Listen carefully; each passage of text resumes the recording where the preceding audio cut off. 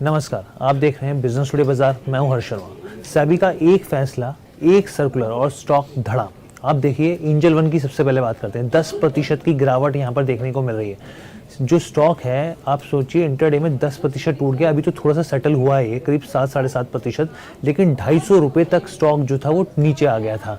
अब करीब 200 रुपये नीचे आ गया है। अब आप सोचिए कितना इम्पैक्ट पड़ा है। मोतीलाल ओसवाल फाइनेंशियल सर्विसेज को देखिए, यहाँ पर भारी गिरावट।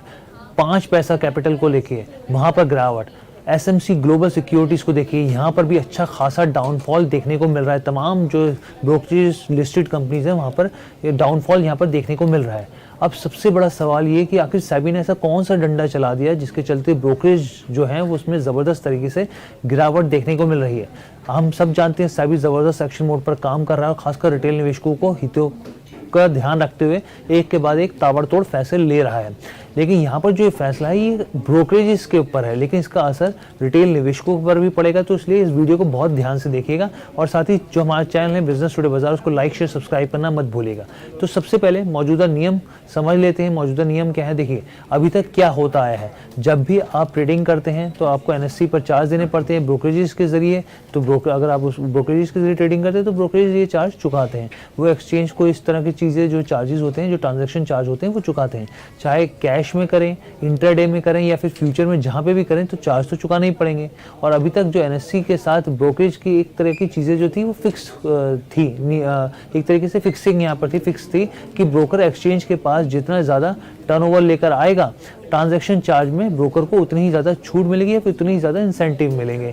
एक तरीके से ब्रोकरेज का यहाँ पे फ़ायदा था। आपको ये भी बता दें कि सबसे ज़्यादा पैसा जो था वो ऑप्शन में मिलता था। ऑप्शन के जितने ज़्यादा वॉल्यूम बढ़ेंगे उतना ज़्यादा इंसेंटिव मिलता हुआ दिखेगा। ब्रोकरेज ऑप्शन में ज़्यादा से ज़्यादा पुश करने के लिए कोई ये कोशिश करते थे कि जो ट्रेडर्स हैं वो ज़्यादा से ज़्यादा आएँ, उनका टर्नओवर बढ़े और ब्रोकरेज को इंसेंटिव ज़्यादा से ज़्यादा मिल सके। ये इनकी कमाई के काफ़ी बड़ा सोर्स था यहाँ पर। तो ये आपको स्थिति बता दी। अब जो सेबी के नए नियम है वो क्या कहते हैं, तो इसको बहुत ध्यान से समझिएगा। तो सेबी का साफ तौर पे ये कहना है, जो ट्रांजैक्शन चार्ज पर उन्होंने सेबी ने जो है ट्रांजैक्शन चार्ज पर एक नया सर्कुलर जारी किया है। सेबी ने ब्रोकरेज को कहा है कि जितना ट्रांजैक्शन चार्ज आप लेते हो उतना ही लेते रहो, उसमें कोई प्रॉब्लम नहीं। लेकिन अलग से जो ज़्यादा टर्नओवर पर इंसेंटिव की जो इस तरह की चीज़ें होती हैं वो अब नहीं चलने वाली हैं। जो ब्रोकर ज़्यादा पैसा लेकर आता है उसे ज़्यादा इंसेंटिव दिए जाते हैं। इस प्रथा को रोक लगानी चाहिए, इस प्रथा पर। और पूरी तरीके से जो लेवल प्लेइंग फील्ड होती है एकदम बराबर, जैसे होता है ना स्क्रीन, जब मैच खेलते हैं तो एकदम जो पिच होती है उसको बराबर कर देते हैं, तो वो लेवल प्लेइंग फील्ड होनी चाहिए यहाँ पर।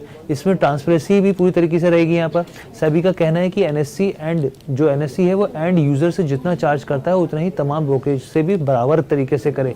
सभी ब्रोकरेज उसके लिए जो ट्रांजैक्शन चार्जेस लगे उस बराबर लगे। स्लैब वाइज स्ट्रक्चर को वॉल्यूम आधार पर बंद करने को यहाँ पर उन्होंने कहा गया कि वॉल्यूम के आधार पर जो होता है कि वो इतना वॉल्यूम लेके इतना वॉल्यूम आएगा तो उसके ऊपर इतने आपको इंसेंटिव मिलेगी, वो चीज़ें नहीं होनी चाहिए।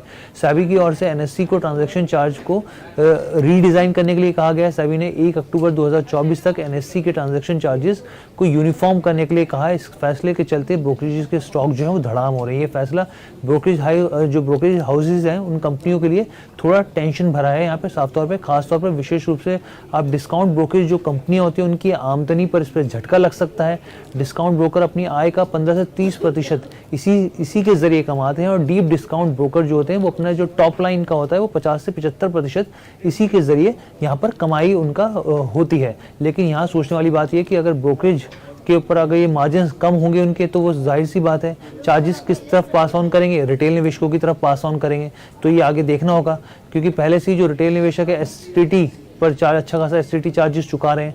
अब यहाँ पे देखिए मोटी मोटी बात समझने वाली बात है। पहले एमआईएस आप समझ लीजिए, एमआईएस होता क्या है। देखिए एमआईएस का मतलब क्या होता है, मार्केट इंफ्रास्ट्रक्चर इंस्टीट्यूशंस, ये होता है इसका मतलब। अब एमआईएस में क्या होता है, स्टॉक एक्सचेंज आते हैं। एमआईएस में क्लियरिंग कॉर्पोरेशन के तहत ही जो नियम होते हैं वो आते हैं। नए नियम के तहत यहाँ पे क्या है, एमआईएस अब टर्नओवर के आधार पर डिस्काउंट नहीं दे पाएंगे।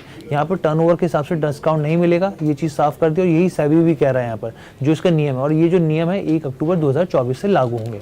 तो साफ तौर पे आपके सामने एंजल वन की स्थिति आप देख लीजिए, करीब 10% गिरावट। तमाम ब्रोकरेज जो है वो आज लाल निशान में कारोबार करते हुए दिख रहे हैं सेबी के इस फैसले की वजह से। तो हमने आपको ये वीडियो में समझाने की कोशिश करी। कैसी लगी वीडियो कमेंट करके ज़रूर बताइएगा। बिजनेस टुडे बाजार के साथ जुड़ने के लिए धन्यवाद।